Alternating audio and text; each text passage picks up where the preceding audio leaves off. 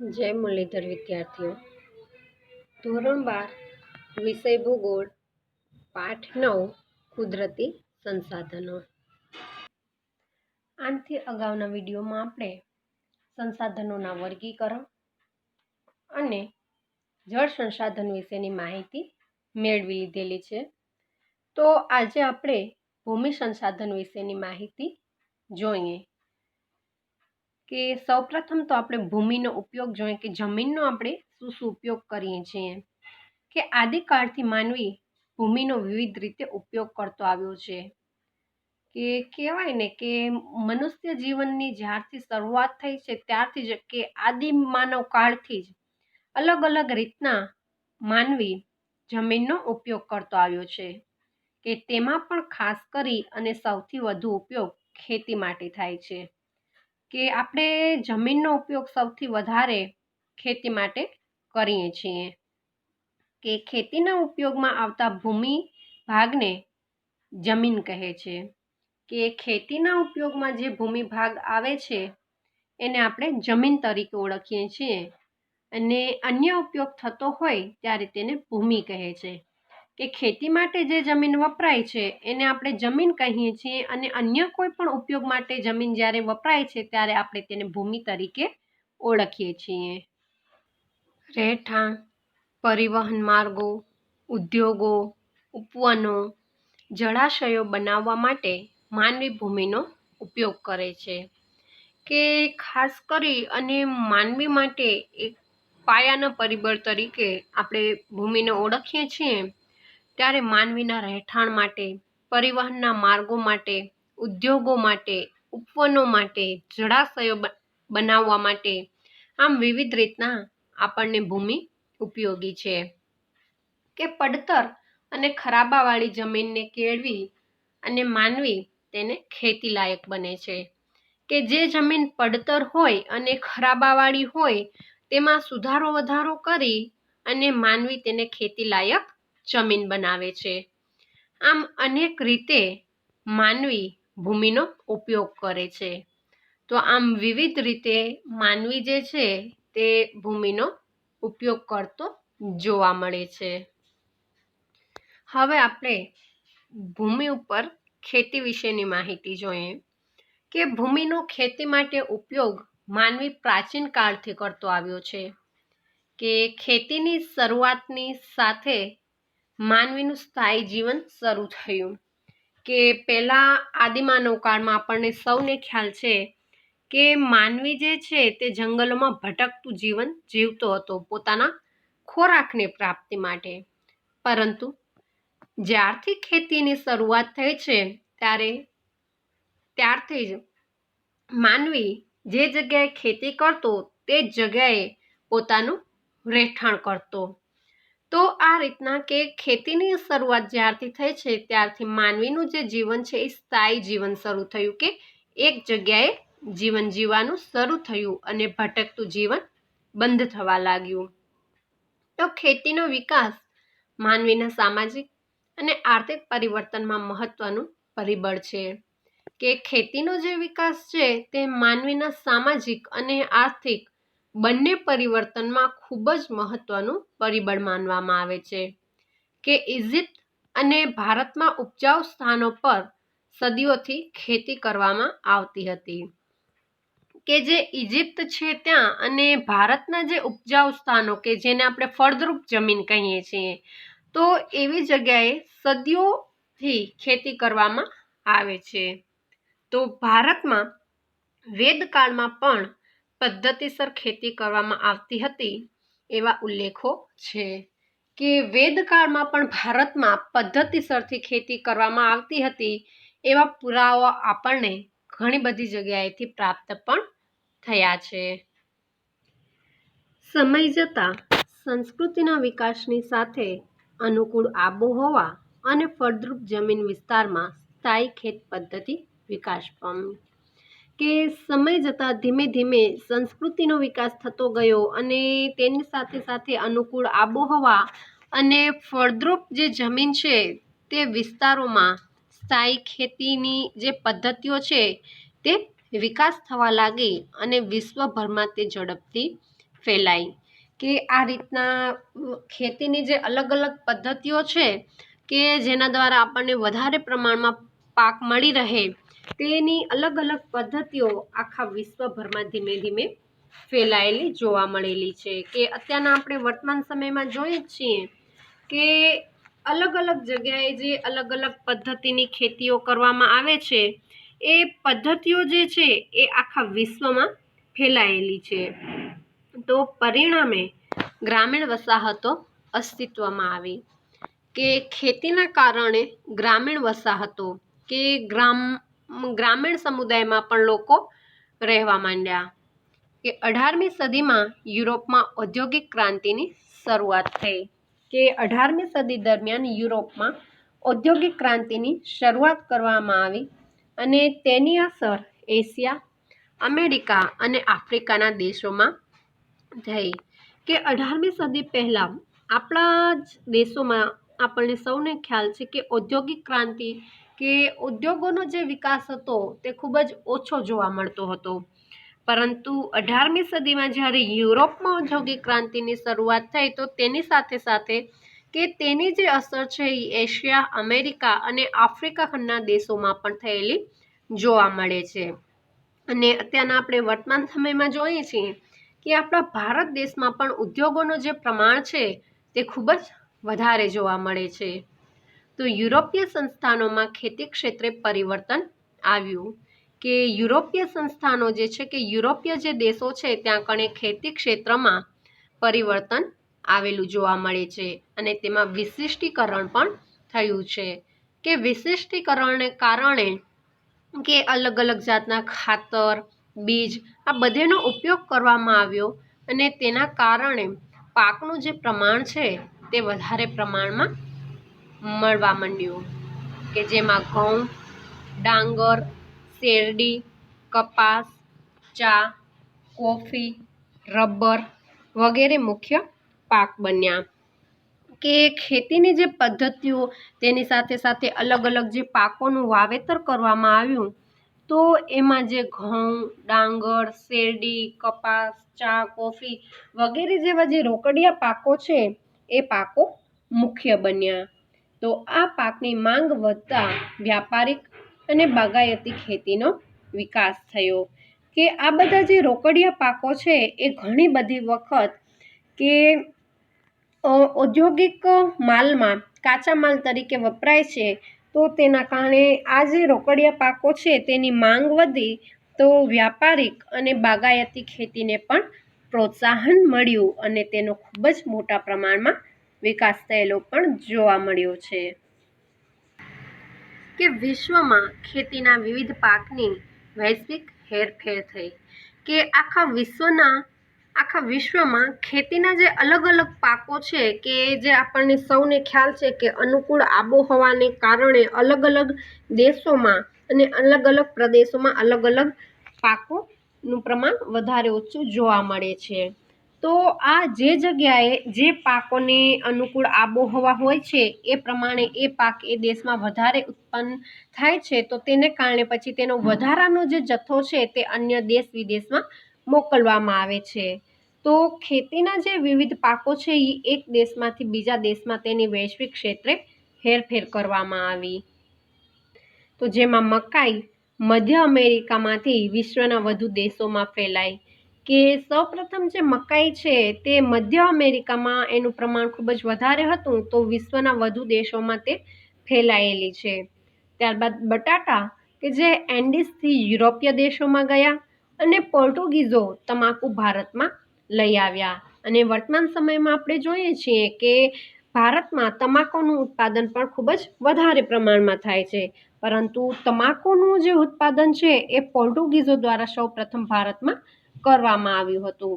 આ રીતના વિવિધ જે પાકો છે એની વૈશ્વિક ક્ષેત્રે હેરફેર થતાં અલગ અલગ દેશના લોકો અલગ અલગ પાકોથી પરિચિત થયા અને તેનો ઉપયોગ કરવા પણ લાગ્યા છે.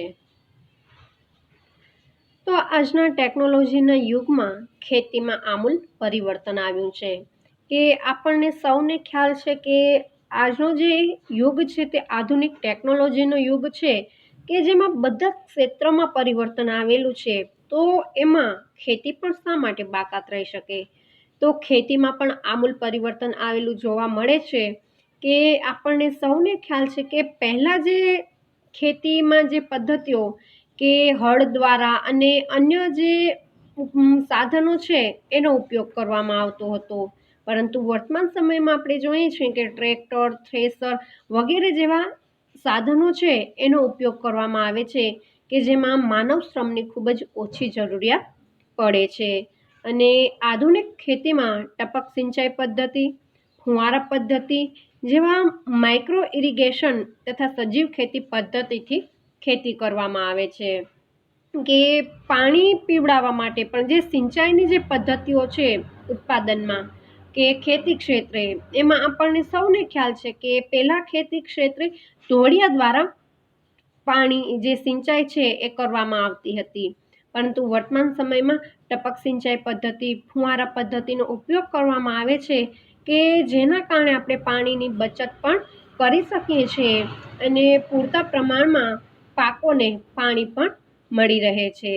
તો આ રીતના અલગ અલગ આધુનિક ટેકનોલોજીના સાધનોનો ઉપયોગ કરી અને ખેતી ક્ષેત્રે પાકોનું ઉત્પાદન પણ વધારવામાં આવ્યું છે. અને સામાન્ય રીતે ઋતુ પ્રમાણે ખેતી કરવામાં આવે છે કે આપણને સૌને ખ્યાલ છે કે શિયાળો, ઉનાળો અને ચોમાસું એ 3 આપણી મુખ્ય ઋતુઓ છે.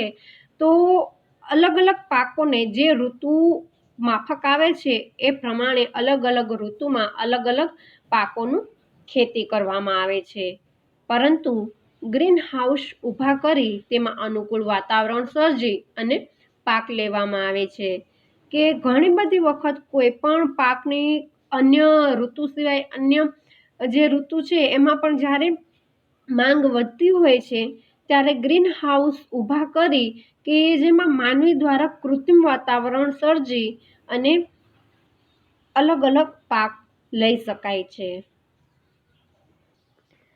તો વિદ્યાર્થીઓ, અહીં આપણે ભૂમિ સંસાધનમાં ખેતી વિશેની તમામ માહિતી મેળવી અને આમ આપણે સૌ ખેતી સાથે જોડાયેલા જ હોઈએ છીએ ત્યારે ખેતી વિશેની આપણને સૌને થોડી ઘણી તો માહિતી હોય જ છે. તો હવે આપણે ભૂમિ સંસાધન વિશે જોડાયેલી જે અલગ અલગ સમસ્યાઓ છે તેના વિશેની માહિતી મેળવીએ. તો ભૂમિ સંસાધન સાથે જોડાયેલી સમસ્યાઓ કે એ સમસ્યાઓ અલગ અલગ જોવા મળે છે કે પહેલું છે કે ખેતીલાયક જમીનનો ઘટાડો, કે વર્તમાન સમયમાં આપણે જોઈએ છીએ કે જે ખેતીલાયક જમીન છે એમાં સતત ઘટાડો થયેલો જોવા મળે છે. ત્યારબાદ બીજું છે કે જમીનનું ધોવાણ, કે અલગ અલગ કારણોસર જમીનનું જે ધોવાણ છે એ પણ વધતું જાય છે. ત્યારબાદ છે નિર્વનીકરણ, કે જે વનો છે એનું પ્રમાણ પણ આપણે જોઈએ છીએ કે સતત ઘટી રહ્યું છે. ત્યારબાદ ઝૂમ ખેતી, સઘન ખેતી અને અતિ સિંચાઈથી ક્ષારીકરણ. તો આ બધી જે સમસ્યાઓ છે તે ભૂમિ સાથે જોડાયેલી છે. તો આ તમામ સમસ્યા વિશે હવે આપણે માહિતી મેળવીએ કે ભૂમિ સંસાધન સાથે જોડાયેલી સમસ્યાઓમાં પહેલું છે ખેતીલાયક જમીનનો ઘટાડો. તો આપણને સૌને ખ્યાલ છે કે એક બાજુ સતત વસ્તી વધારો, અને વસ્તી વધારાને કે વસ્તી જે વધી રહી છે તો વસ્તીની સાથે સાથે કે ઉત્પાદનનું જે પ્રમાણ વધશે ત્યારે જ આપણે તેને ખોરાક જેવી જે જીવન જરૂરિયાતની વસ્તુઓ છે એ પૂરી પાડી શકીશું. પરંતુ વર્તમાન સમયમાં જે ખેતીલાયક જમીન છે તેમાં સતત ઘટાડો થઈ ગયેલો જોવા મળે છે. તો તેની પાછળના કારણોમાં શહેરીકરણ, ઔદ્યોગિકરણ, સડક માર્ગો અને રેલ માર્ગો વગેરેના પરિણામે ખેતીલાયક જમીનમાં ખૂબ જ ઘટાડો નોંધાયો છે. કે આપણને સૌને ખ્યાલ છે કે અત્યારના વર્તમાન સમયમાં આધુનિક જીવનશૈલીથી લોકો આકર્ષાય અને શહેરોમાં રહેવા જવાનું પસંદ કરતા હોય છે, અથવા તો અન્ય કારણોસર પણ, જેમ કે વધારે ઉચ્ચ શિક્ષણ પ્રાપ્ત કરવા માટે અથવા તો નોકરીની જરૂરિયાત માટે લોકો શહેરોમાં જતા જ હોય છે. તો તેના કારણે શહેરીકરણનું પ્રમાણ સતત વધતું જાય છે. અને ત્યારબાદ ઔદ્યોગિકરણ, કે જ્યારથી ઔદ્યોગિક ક્રાંતિ થઈ છે ત્યારથી ઉદ્યોગોનું જે પ્રમાણ છે તે સતત વધી રહ્યું છે, તો તેના કારણે ઘણી બધી વખત કે જે ખેતીલાયક જમીન હોય છે ત્યાં કને પણ ઉદ્યોગોની સ્થાપના કરી અને ઉદ્યોગોનું જે પ્રમાણ છે તે વધારવામાં આવે છે. ત્યારબાદ સડક માર્ગો, કે ઘણી બધી વખત જે ઉપજાઉ જમીન હોય છે ત્યાં કણેથી સડક માર્ગો કાઢવામાં આવે છે, તો એના કારણે એટલા વિસ્તારમાં જે ખેતી છે તે નથી થઈ શકતી. ત્યારબાદ રેલ માર્ગો, તો આ બધા કારણોસર જે ખેતીલાયક જમીન છે એ ખેતીલાયક જમીન અન્ય પરિબળોમાં તેનો વપરાશ થાય છે, તો તેને કારણે તેટલા ક્ષેત્રમાં ખેતી નથી થઈ શકતી. તો આમ ખેતીલાયક જમીનમાં સતત ઘટાડો જોવા મળે છે. ત્યારબાદ છે કે અતિ સિંચાઈથી ક્ષારીકરણ, કે સિંચાઈના સાધનો વધતા ત્રણેય સિઝનના પાક લેવાય છે. કે સિંચાઈના જે સાધનો છે તે વધતા ત્રણેય સિઝન, કે શિયાળો, ઉનાળો અને ચોમાસું, આ ત્રણેય ઋતુના જે પાકો છે એ લેવાય છે. કે પરિણામે સિંચાઈનો વધુ પડતો ઉપયોગ થવાથી જમીનની નીચેનો જે ક્ષાર છે તેની ઘનતા ઓછી હોવાથી ઉપર આવે છે. કે આ અલગ અલગ ઋતુના પાક જ્યારે લેવામાં આવે છે તો તેને પરિણામે સિંચાઈનો વધુ પડતો ઉપયોગ થતો હોય છે, તો તેના કારણે કે જમીનની નીચેનો જે ક્ષાર છે તેની ઘનતા ઓછી હોવાને કારણે તે સતત ઉપર આવતી જોવા મળે છે. તો આથી જમીનની જે ક્ષારતા છે તે વધવા માંડી છે અને ખેતીલાયક જે જમીન છે તેની ફળદ્રુપતા જે છે તે સતત ઘટતી જોવા મળે છે. ત્યારબાદ છે જમીનનું ધોવાણ, કે જમીનનો ઉપલું પડ ક્ષારયુક્ત થવાથી જળ સંગ્રહ શક્તિ ઘટી ગઈ છે. કે જમીનનો જે ઉપલો પોપડો, કે જેને આપણે જમીન તરીકે ઓળખીએ છીએ, એ જમીનનું જે ઉપલું પડ છે જે ક્ષારયુક્ત થવાથી કે જળ સંગ્રહ શક્તિ જે છે તે જમીનની સતત ઘટી ગઈ છે, કે જળનું વધારે પ્રમાણમાં તે સંગ્રહ નથી થઈ શકતું. તો પરિણામે વધુ પડતા વરસાદના કારણે જમીનનું ધોવાણ થાય છે.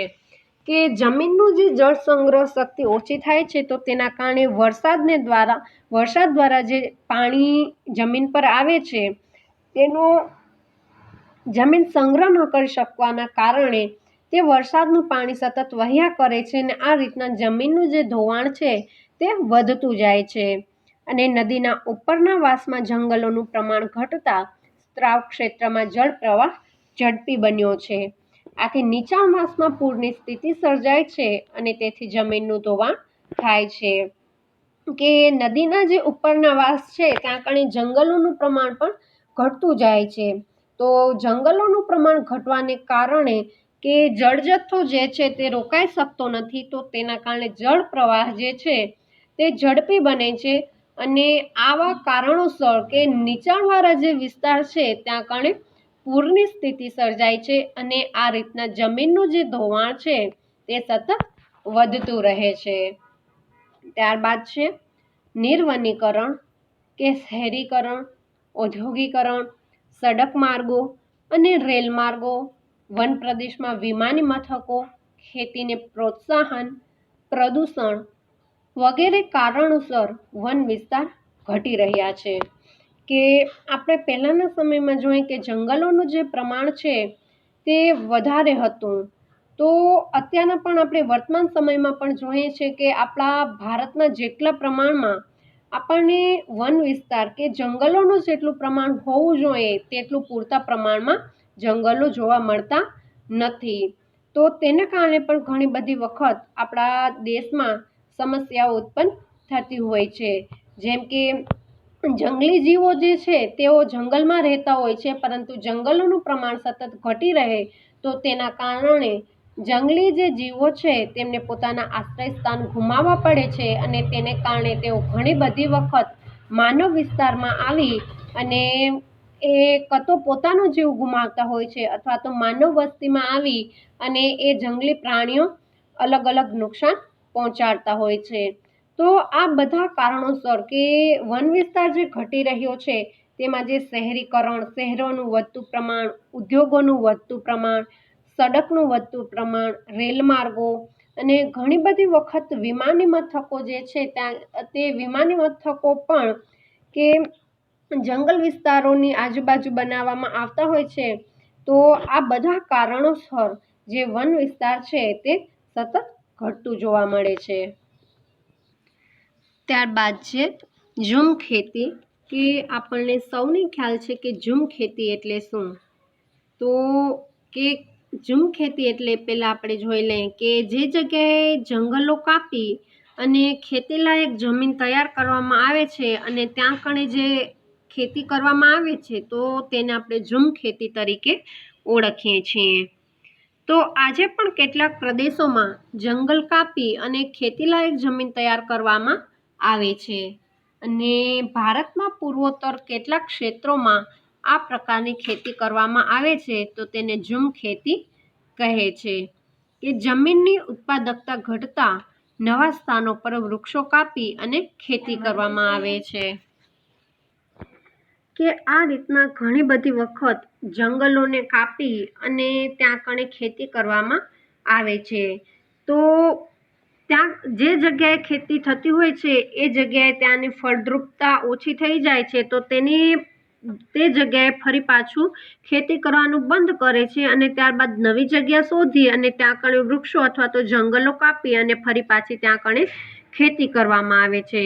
તો આ રીતના ઝૂમ ખેતીનું પ્રમાણ વધવાને કારણે પણ જમીન જે છે તેની સમસ્યાઓ જે છે તે વધતી જાય છે. ત્યારબાદ છે સઘન ખેતી, કે ખેતી માટે સિંચાઈ, મૂડીરોકાણ, આધુનિક યંત્રોની સગવડ હોય ત્યાં ત્રણેય સિઝનના પાક લેવામાં આવે છે. પરિણામે જમીનની ફળદ્રુપતા ઘટતી જાય છે. કે ખાસ કરી અને જે જગ્યાએ આધુનિક યંત્રોની સગવડ હોય છે કે આધુનિક ટેકનોલોજીનો જે ક્ષેત્રમાં વધારે પ્રમાણમાં ઉપયોગ કરવામાં આવે છે તો એ જગ્યાએ કૃત્રિમ વાતાવરણ કે આબોહવા ઉત્પન્ન કરી અને ત્રણેય સિઝનના જે પાકો છે તે લેવાતા હોય છે. તો તેને કારણે કે જમીનની જે ફળદ્રુપતા છે તે સતત ઘટતી જાય છે.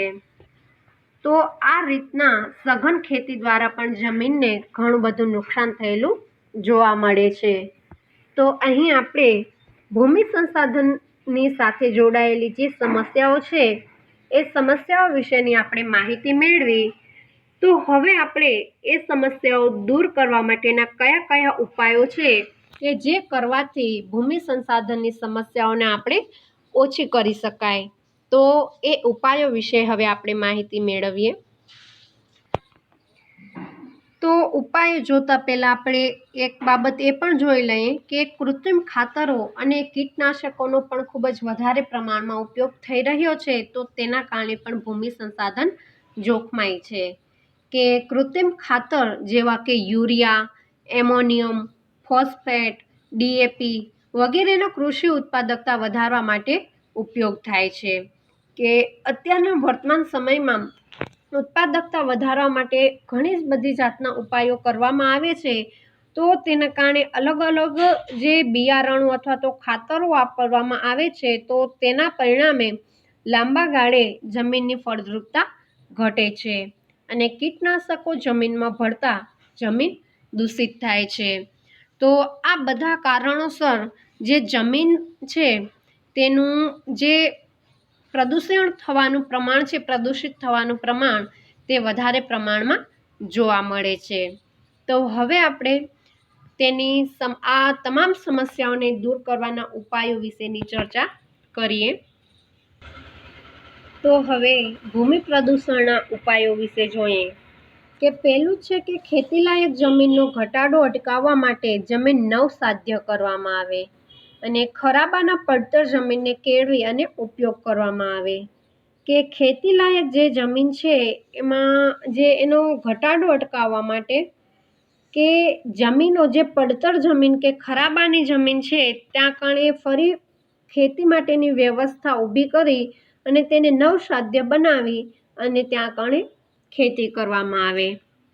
આજે સિંચાઈનું આધુનિકીકરણ થઈ રહ્યું છે કે સિંચાઈનું આપણને સૌને ખ્યાલ છે કે પહેલાં જે સિંચાઈ છે તે ધોળિયા પદ્ધતિથી હતી અને અત્યારના વર્તમાન સમયમાં ટપક સિંચાઈ, ફુવારા પદ્ધતિ અને માઇક્રો ઇરિગેશન પદ્ધતિઓ અમલમાં આવી છે કે આ પદ્ધતિઓનો ઉપયોગ કરી અને સિંચાઈ માટે પાણીનો ઉપયોગ ઘટાડી જમીનનું ક્ષારીકરણને અટકાવી શકાય છે કે અલગ અલગ જે ટેકનોલોજીકલ પદ્ધતિઓ છે એનો ઉપયોગ કરી અને સિંચાઈ ક્ષેત્રે કે પાણીનો ઉપયોગ કે પાણીનો જે બગાડ છે એ પણ ઘટાડી શકાય અને તેની સાથે સાથે જમીનનું જે ક્ષારીકરણ છે તેને પણ આપણે અટકાવી શકીએ છીએ.